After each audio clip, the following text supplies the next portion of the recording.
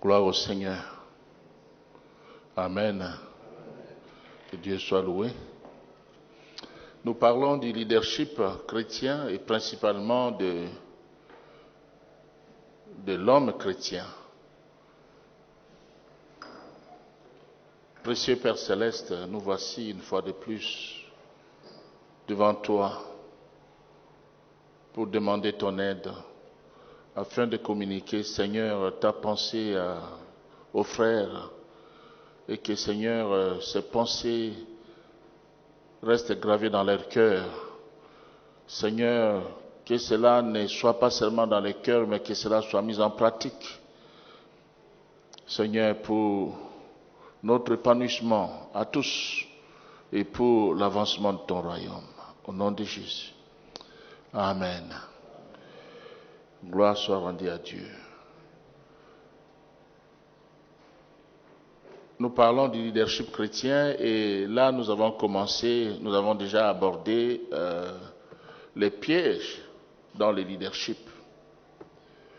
Et parlant des pièges dans le leadership, nous avons déjà vu un piège, c'est le leader insensible. Le leader insensible est sourd au conseil. Il est indifférent aux attitudes des autres, quand bien même les autres auraient raison. Il est insensible et souvent il a comme expression « c'est moi qui commande ici ».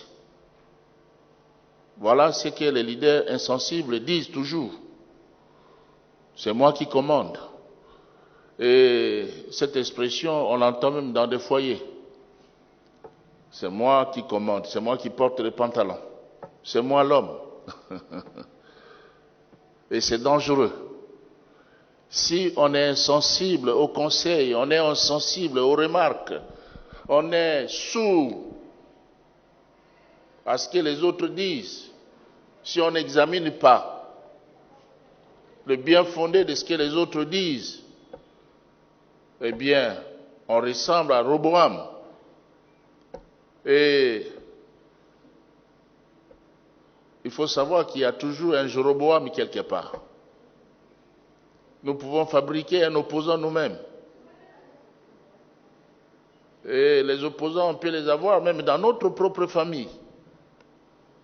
Parce qu'on se conduit mal.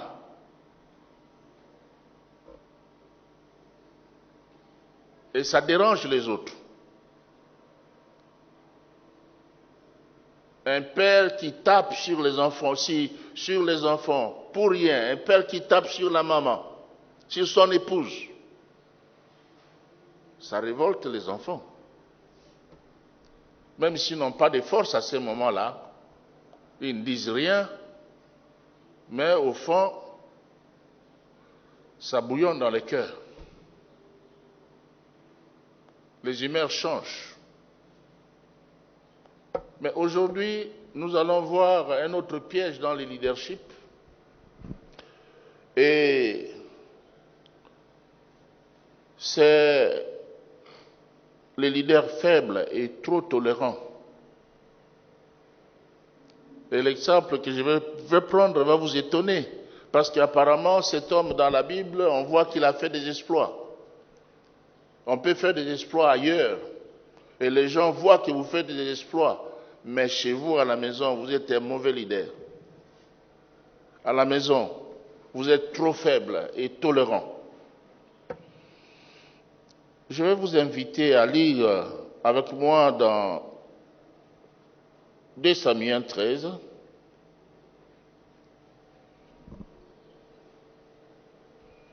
De Samuel 13.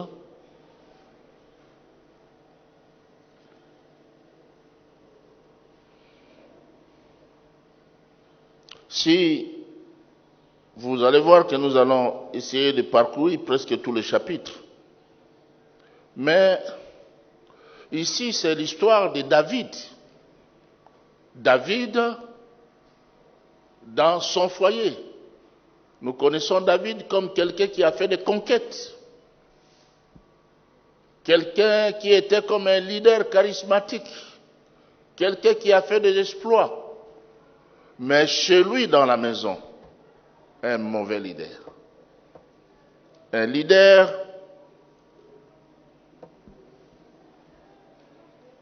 faible et trop tolérant. Nous lisons les 7 premiers versets. Mais je voudrais dire d'abord, avant de lire, je voudrais dire que dans ces passages, nous allons voir le viol de Tamar. Tamar, fille de David, par son demi-frère, Amnon, fils aîné de David. Ce sont les enfants du même père, mais de mères différentes. Et Amnon va violer sa demi-sœur, Tamar. Le deuxième point que nous allons aborder, c'est la haine d'Absalom, propre frère de Tamar. Absalom et Tamar sont ici de la même mère et du même père.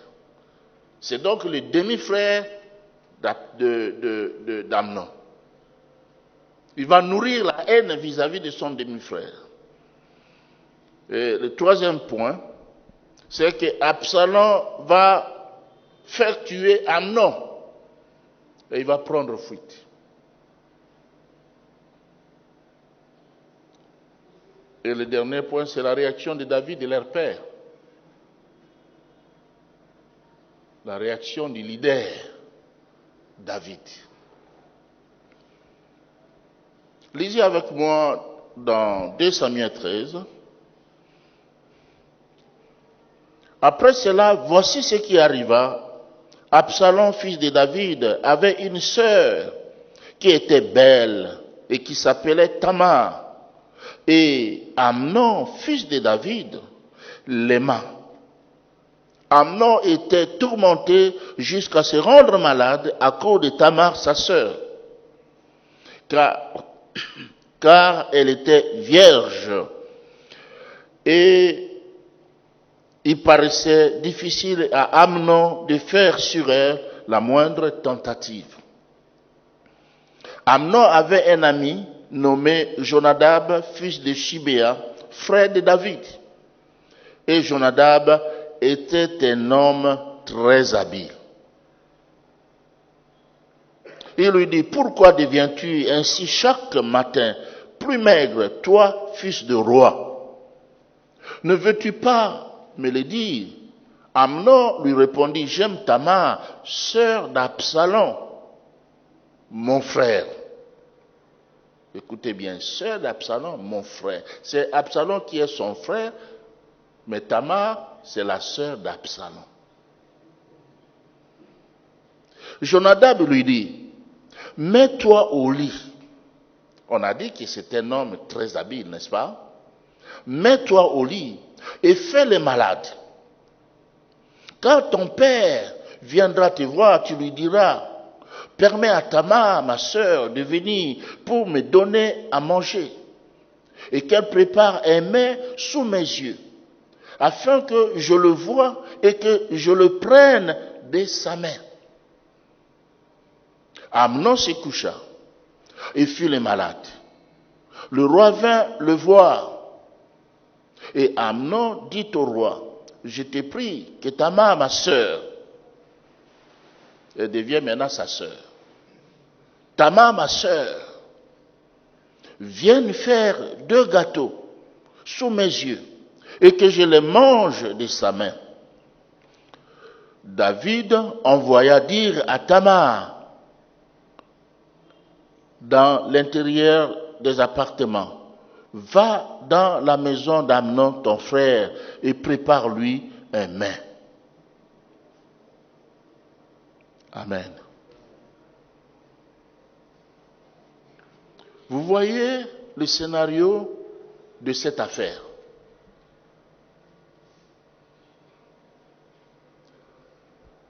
Ces viols, cet inceste a eu lieu par le conseil de Jonadab. l'ami d'Amnon. Bien-aimés dans le Seigneur, en tant que leader, nous avons la responsabilité de veiller sur les amitiés de nos amis. Il ne faut pas que les enfants tombent sur des Jonadab, des gens très habiles, rusés pour prodiguer des conseils, des mauvais conseils.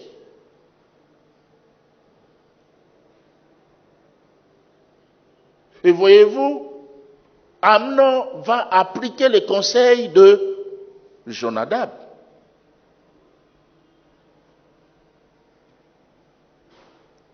Il va faire les malades.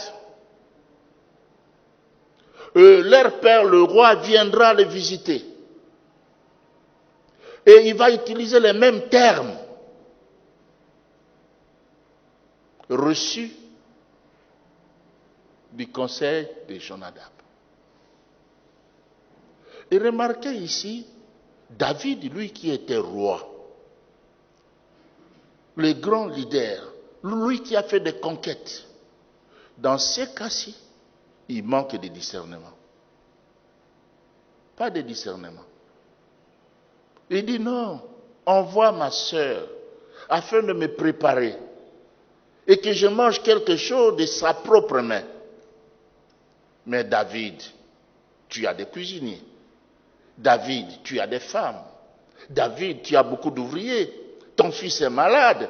Pourquoi exige-t-il seulement que sa sœur vienne préparer devant lui et qu'il mange ce qu'elle a préparé de ses propres mains? Tu ne te poses pas la question. Et comme un robot, c'est toi qui fais les commissionnaires. Le discernement, c'est quelque chose. Avec les enfants, il faut apprendre le discernement. Je disais même au frère Doris, est-ce qu'il est là dans la salle? Oui. Avec les enfants, vous savez que nous avons le camp biblique des enfants, c'est ça, n'est-ce pas? Et je lui ai dit, il faut faire attention avec des enfants qui sont un peu plus âgés que les autres. Parce que si vous ne faites pas attention, il y a des dégâts. Il faut les tenir à l'œil. Un leader doit veiller sur le mouvement de ses enfants. Combien de gens ont été nommés ministres, directeurs généraux? Combien de gens ont des grades élevés, même dans le domaine de l'armée? Mais regardez les enfants. Regardez les enfants. Un bon leader doit veiller sur ses enfants. C'est pourquoi dans l'Église, on tient compte de cela. Si tu ne sais pas bien diriger ta propre maison, c'est impossible de diriger la maison de Dieu. C'est ça qui arrive avec David. Et il envoie Tamar.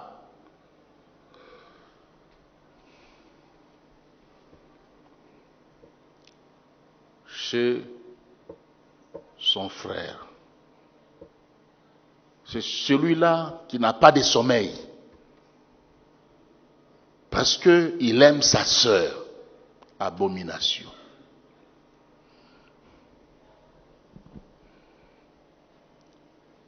Que Dieu nous donne le discernement. Et en tant que leader, nous devons prier pour le discernement. Discernement dans les lieux de service. Discernement dans l'église, dans les départements de l'église. Discernement. Discernement. Qui sont ceux qui fréquentent nos épouses? Même si toutes elles viennent à l'église, mais il faut discerner. Il y a toujours une influence. Et ce que nous voulons, c'est une bonne influence. Amen.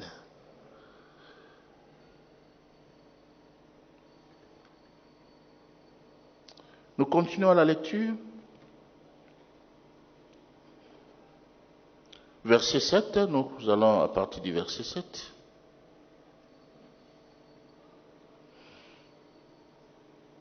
verset 6 et 8 plutôt, Tamar alla dans la maison d'Amnon, son frère, qui était couché, et prit la pâte, la pétrit, prépara devant lui des gâteaux et les fit cuire.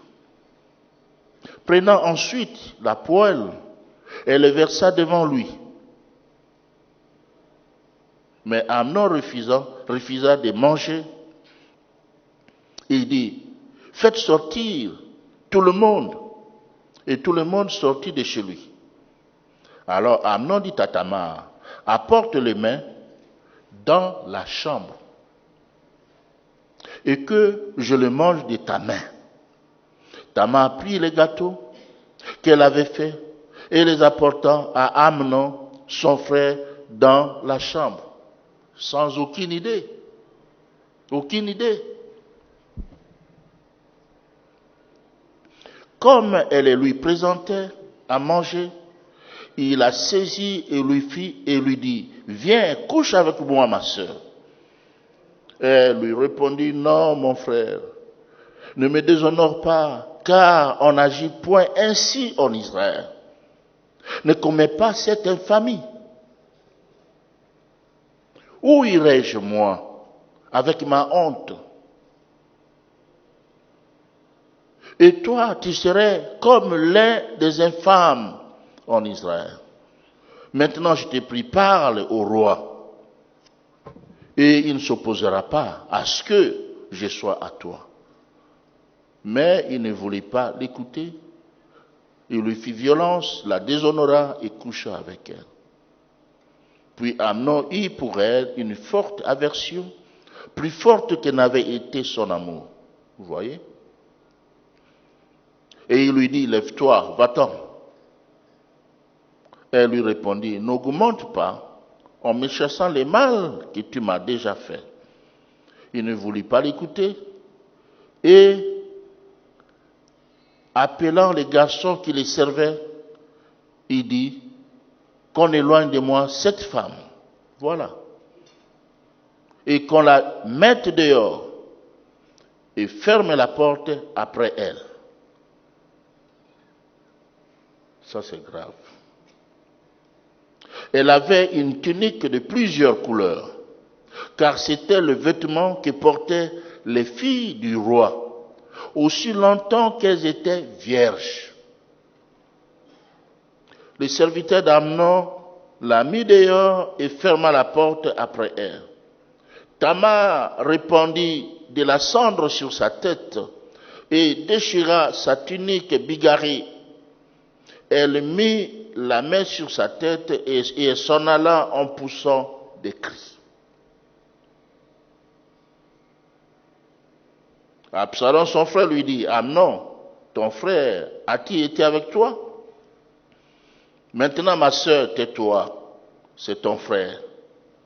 Ne prends pas cette affaire trop à cœur.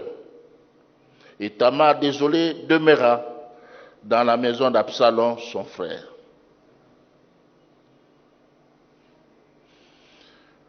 Le roi apprit toutes ces choses et fut très irrité.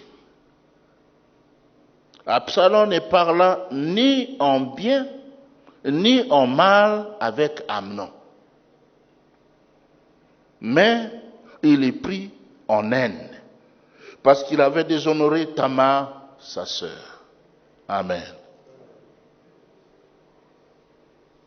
Vous voyez? Une telle histoire, on dit que David a pris ces choses et il fut très irrité. Ça s'arrête là.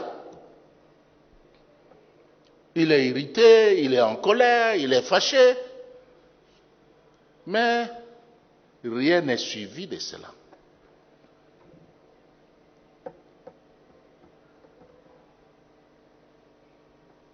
Alors maintenant, Absalom,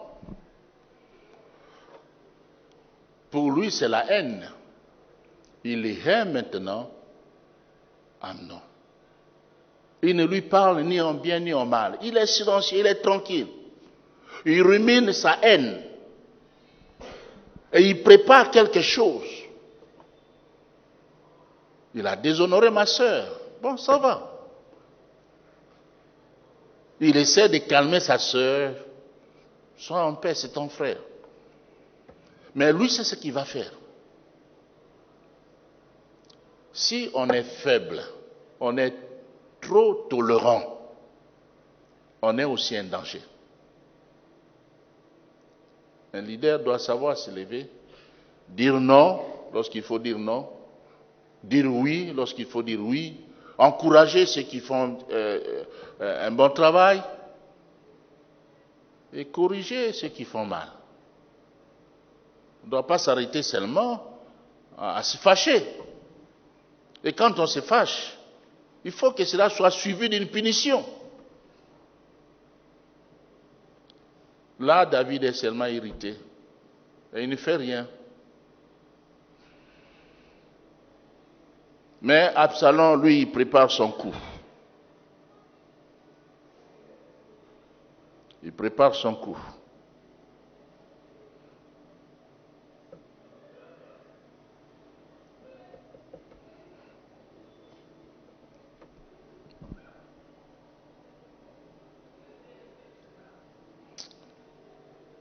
Lisez à partir du verset 23 avec moi.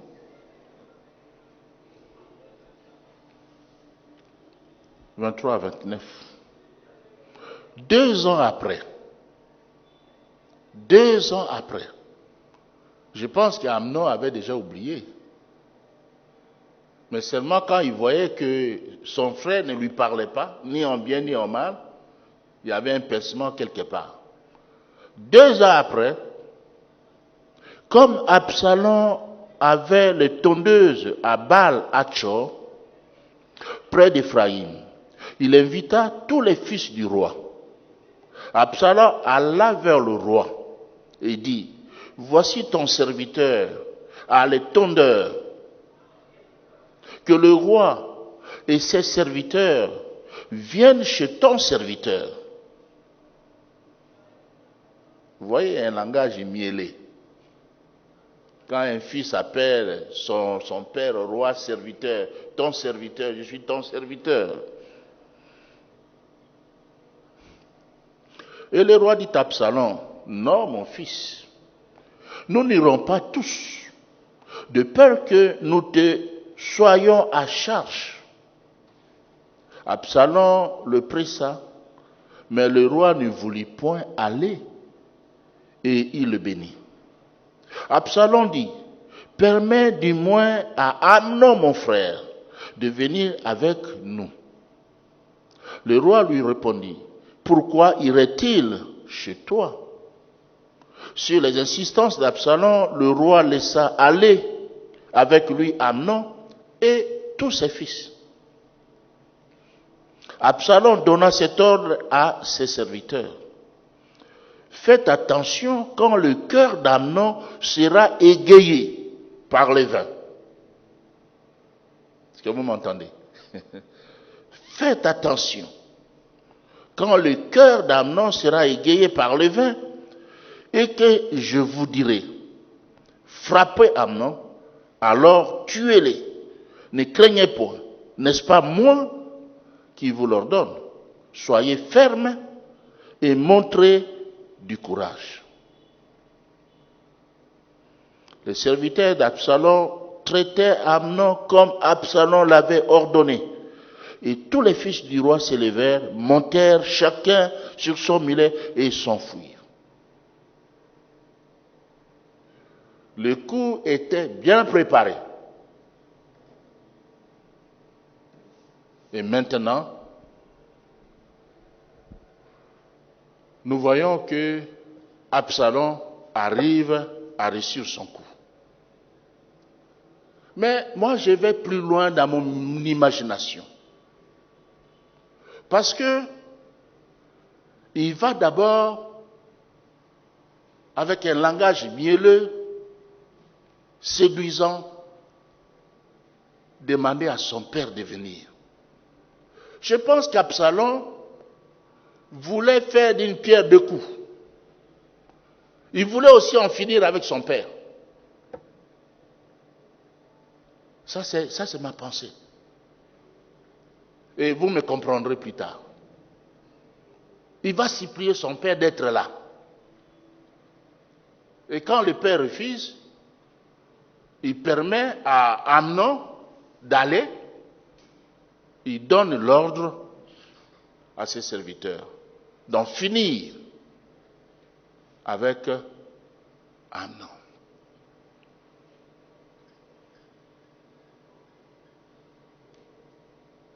Et vous voyez, j'ai souligné quelque chose.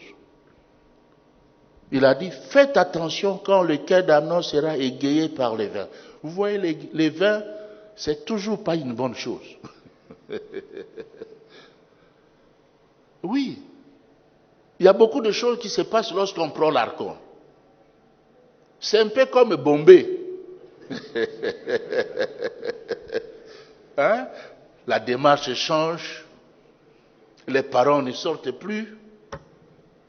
Et à ce moment, vous perdez tout l'équilibre. Vous n'êtes plus maître de vous-même. Et c'est à ce moment que on a fini son affaire. C'est à ce moment qu'on l'a tué. Les gens disent que la vengeance est un plat qui se mange à froid. 2 ans après,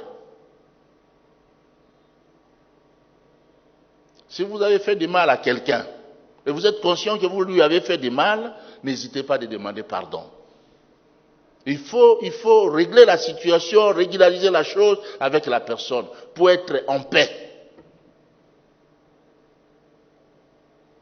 Parce que tu peux oublier ça, mais lui n'a pas oublié. Il se souvient toujours de ce que tu lui as fait.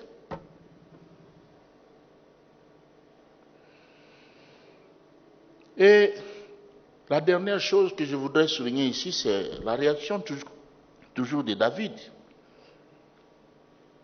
La réaction de David. Lisons les versets 30 à 32. Comme ils étaient en chemin, le bruit parvint à David qu'Absalom avait tué tous les fils du roi et qu'il n'en était pas resté un seul. Le roi se leva, déchira ses vêtements et se coucha par terre. Et tous ses serviteurs étaient là, les vêtements déchirés. Jonadab, toujours lui, fils de Shemia, frère de David, prit la parole et dit que mon Seigneur ne pense pas que tous les jeunes gens, fils du roi, ont été tués. Car Amnon seul est mort, et c'est le fait d'une résolution d'Absalom, depuis le jour où Amnon a déshonoré Tamar, sa sœur. Vous pouvez continuer la lecture plus tard. Lui, il sait bien déduire. Lui, il donne sa conclusion, parce qu'il était dans l'affaire. Il était dans le coup. C'est comme ça qu'il peut déduire. Mais ce que je voudrais dire ici, c'est que nous ne voyons pas une réaction musclée du roi David. Le fils Amnon déshonore sa fille et il est seulement irrité. On ne nous dit pas plus. Il était roi. Il pouvait le faire arrêter, le mettre dans un cachot quelque part, pour qu'on le corrige un peu. Il pouvait donner l'ordre aux soldats de le corriger. Mais il n'a rien fait. Et cette faiblesse a poussé Absalom à la haine du père, la haine du demi-frère, et l'a poussé à prendre des résolutions de nature à éliminer son demi-frère. Et il a éliminé. Mais on ne voit pas aussi la réaction de David. 2 cas majeurs, 2 cas difficiles. Mais il ne réagit pas. puissant à l'extérieur, mais faible chez lui dans son foyer. Et c'est ce qui arrive à beaucoup de leaders. Belle voiture, beau bureau, beaucoup de voyages, mais à la maison, zéro. Rien ne marche. Des cas d'inceste. Leader faible à la maison et trop tolérant. Peut-être puissant à l'extérieur. Les autres te regardent avec beaucoup d'admiration, avec beaucoup de respect, avec beaucoup de considération. Mais là, zéro. C'est bien de faire des conquêtes à l'extérieur. C'est bien d'étendre les limites d'Israël. C'est bien de faire le culte d'adoration, David. C'est bien de faire de Jérusalem le siège de louange et d'adoration. Mais dans la maison, qu'est-ce qui arrive? Qu'est-ce qui arrive? Beaucoup d'enfants, chacun avec sa mère, et ces enfants ne se regardent pas comme des frères et des sœurs. Amnon appelle Tamar la sœur d'Absalom. La sœur d'Absalom.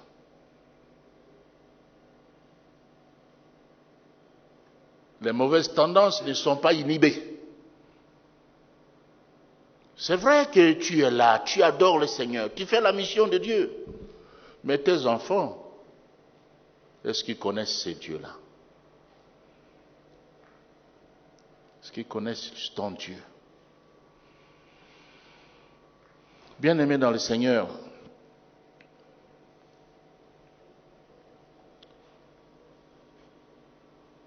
dans Apocalypse 2,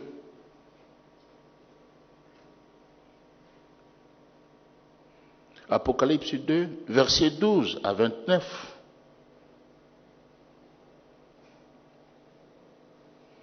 Là, nous voyons que Jésus fait des reproches aux responsables des églises de Pergame et Thyatire.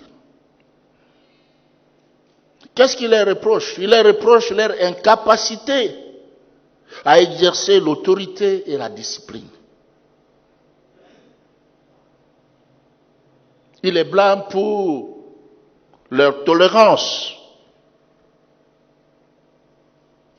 excessive et leur porte ouverte aux fausses doctrines.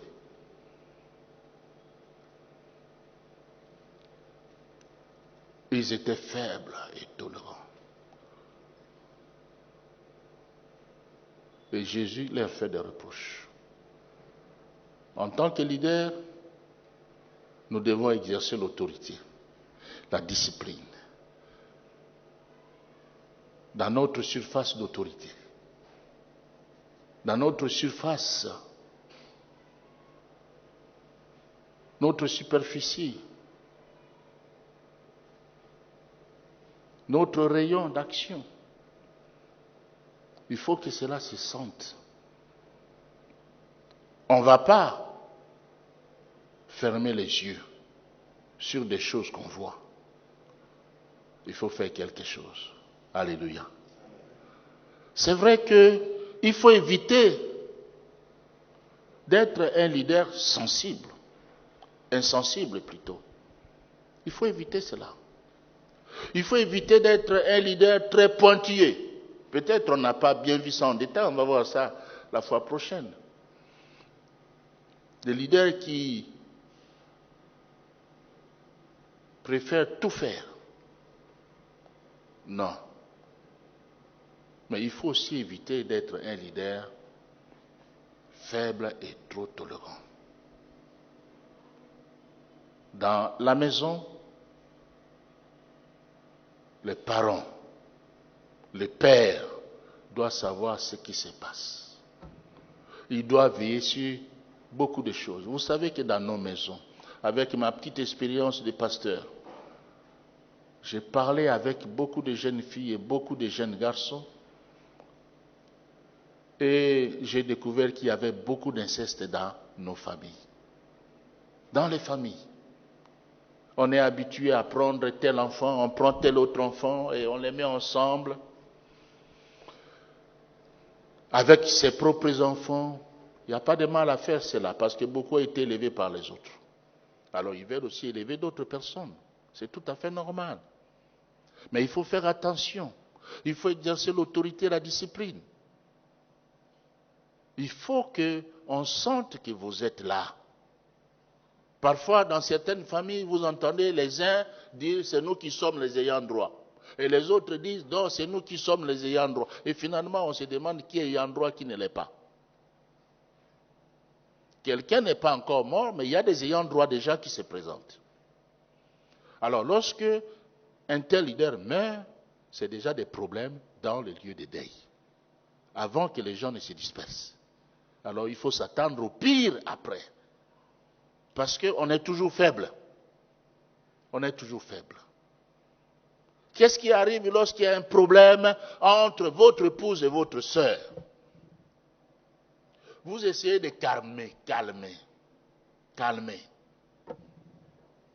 Mais non, il faut voir d'où vient le mal. Et dire que ça ne va pas, chérie, ça c'est pas bon. Il ne faut pas faire ça. Je ne suis pas né seul, je ne suis pas né d'un arbre, je suis né d'une famille. Hein? Tu ne peux pas te comporter comme ça. Je suis bien avec ta famille, il faut que tu sois bien avec la mienne. Et quand ta soeur ou ton frère vient pour imposer sa loi chez toi, il faut l'arrêter. Il faut lui dire non, non, mon épouse, c'est moi qui l'ai épousée. Il n'a qu'un seul mari.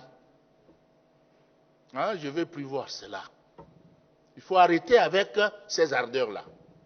Je n'aime pas ça. Et quand vous faites ça, vous êtes tranquille. Sinon, vous avez des insomnies tout le temps. Et après, ce sont des AVC qui vont s'en suivre. C'est ça qu'il faut faire. Parce que très souvent, on est tolérant. Bon, ça va passer, ça va passer, ça va passer. Mais dans l'entretemps, les uns et les autres souffrent. Que le Seigneur nous aide. Que le Seigneur nous aide. Nous sommes appelés à exercer notre autorité et à exercer la discipline en tant que leader. Amen. On n'a toujours pas de temps pour des questions. On va prier un peu et puis s'il y a des questions, les gens peuvent les poser. Nous acclamons pour ce Dieu, parce qu'il est le Dieu 3 fois saint. Alors, j'aurais préféré qu'on passe rapidement, c'est vrai que on est limite, qu'on passe rapidement à quelques séries de questions, comme on est encore dans le vif des enseignements, et après, on pourra prier. Est-ce qu'il y a des questions sur le leader faible et tolérant, sur les discernements? Trop tolérant, voilà. Il faut, le trop là a son importance. Est-ce qu'il y a des questions? Je commence avec la réponse de la question de papa Jean Didier. J'ai dit que vous allez comprendre ça après. Je n'ai pas souligné ça bien sûr parce que j'ai vu que le temps est passé. Vous voyez, après dans la suite, qu'est-ce qui s'est passé? Quand Absalom a fini avec Amnon, dans la suite, il a poursuivi son père. Donc pour moi, je me dis, il voulait en découdre avec lui à ce moment-là. Mais n'a pas eu l'occasion. Et dans la suite, Absalom va maintenant chercher à tuer son père. Et David fouillait son fils Absalom. Vous comprenez ça? C'est dans ce sens-là. Et par rapport au discernement, je pense que quand on est malade et qu'on a besoin de manger, même des mets vraiment succulents, des mets exquis qu'on aime, mais on n'a pas besoin de demander seulement l'intervention de sa sœur. David était roi. Il avait peut-être des maîtres cuisiniers, des experts en cuisine, qui pouvaient bien préparer pour Amnon qui était malade. Mais l'insistance sur sa fille, sur sa sœur, c'est ça qui devait réveiller David. Pourquoi insiste-t-il seulement que sa sœur vienne préparer et qu'il mange de la main de sa sœur? Il devait réfléchir. Je crois que tout homme avisé doit penser un peu comme ça. Hein? Si tu as besoin de manger quelque chose, tu n'as pas besoin de désigner la personne qui doit préparer pour toi. C'est la qualité de la nourriture que tu veux que tu demandes, mais pas la personne. Et David, bon, peut-être les sentiments, il a dit, mais parce qu'il ne pouvait pas s'imaginer ça. Hein, il s'est dit, bon, sa sœur peut l'aider. Mais il avait beaucoup de gens. Il avait des épouses aussi, lui, David, qui pouvaient s'occuper de cet enfant. Pourquoi seulement cette insistance? Et là, il y a manque de discernement de la part de David. Il n'a pas bien discerné les choses. Parce que s'il avait bien discerné, il aurait pu lui poser des questions et trouver la solution sur place. Hein? Il n'a pas discerné. Et quelqu'un a parlé toujours du discernement là-bas. C'était le seul point concernant le discernement. Les soupçons.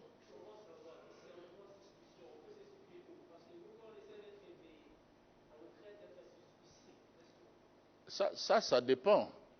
Ça dépend. Moi, je pense que lorsque quelqu'un veut savoir ce qui se passe dans son foyer, on ne peut pas parler de suspicion.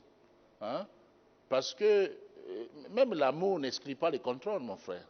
On aime, mais on doit contrôler. Hein? Même nous qui sommes pasteurs, j'aime bien mon épouse même. Mais lorsqu'elle sort, elle doit me dire, oh, elle est partie. Hein? Et puis je dois lui dire, mais tu as fait longtemps, tu étais où?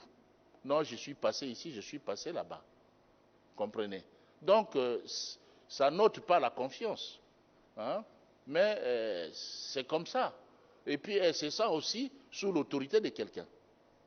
Vous voyez? Donc, c'est cela. Est-ce que j'ai répondu à toutes les questions, papa? Attendez. Ah, l'origine de... Moi, je pense que ce n'est pas question d'âge. Je pense qu'il n'est pas question d'âge, cela dépend des sentiments, du caractère de quelqu'un. Hein? Et ça, on le voit aussi, il y a des gens qui sont trop durs avec les autres. Hein? Vous êtes dans l'armée, il y a des généraux qu'on connaît rigoureux. Hein? Très durs avec les autres. Mais dans la famille, il est faible. Trop faible. Hein? Et quelquefois, quand on le trouve dans la famille, ça c'est vraiment le général. On ne peut pas avoir une idée parce que l'image qu'il affiche dans la famille, c'est pas celle-là qu'il affiche à l'extérieur. Évidemment, dans la famille, on doit être naturel. Vous voyez? Hein? Mais même ailleurs, il faut être aussi naturel. Hein? Donc, moi, je ne pense pas que cela vienne de l'âge et tout ça. Les caractères ne dépendent pas de l'âge. Le caractère est inné. Les psychologues sont là. Oui, papa. C'est votre point de vue, mais je continue de soutenir qu'il a manqué de discernement. Pourquoi? D'abord, quand on est malade, ce n'est pas la nourriture qui nous intéresse. Ce sont les médicaments. Mais en tant que roi, il devait faire venir rapidement un médecin pour soigner le fils et savoir de quoi il souffrait. Mais il n'a pas pensé à ça. C'est quand même, excusez-moi, c'est insensé de la part de quelqu'un qui est vraiment roi. Hein? Tu apprends que ton enfant est malade, la première des choses, lorsque tu viens le voir, c'est faire appel à un docteur, à un infirmier, pour examiner, savoir de quoi il souffre. Hein? au lieu d'écouter des conneries. Hein? Oui. Amen. Je voudrais dire quelque chose. Vous savez, depuis presque toute une année, notre frère Maître Abéry me demande de les décharger à cause de ses responsabilités, à cause de ses engagements. Il a servi comme responsable de ce ministère pendant assez longtemps. J'ai résisté. Et il est revenu encore à la charge. Et je voudrais ce soir dire que maintenant, il vient, comme il vient là, il peut toujours venir, mais plus comme responsable des papas. Et j'aimerais que, frère, vous pouvez vous lever un peu s'il vous plaît. J'aimerais que nous puissions le remercier tous ensemble par des acclamations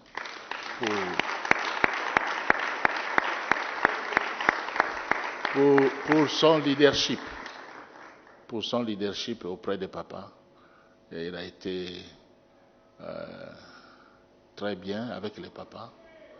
Et vraiment, il a servi de courroie de transmission. Je savais tout ce qui s'est passé ici. Et parfois, il demandait, il posait des questions pour certaines choses et tout ça. Donc, il y a eu une bonne ambiance avec lui. Je bénis le Seigneur. Maintenant, il reste seulement avec les enseignements sur le baptême. Et je crois que nous bénissons le Seigneur pour ça. Maintenant, il y a Papa Ben et Papa Jean Dédier qui vont prendre la responsabilité de Papa. Et donc, nous les accueillons dans le merveilleux nom de Jésus. Levez-vous, Papa.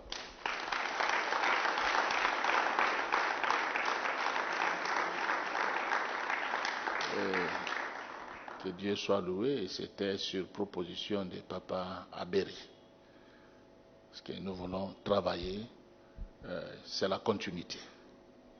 Amen. Que Dieu vous bénisse. Merci beaucoup. À mardi.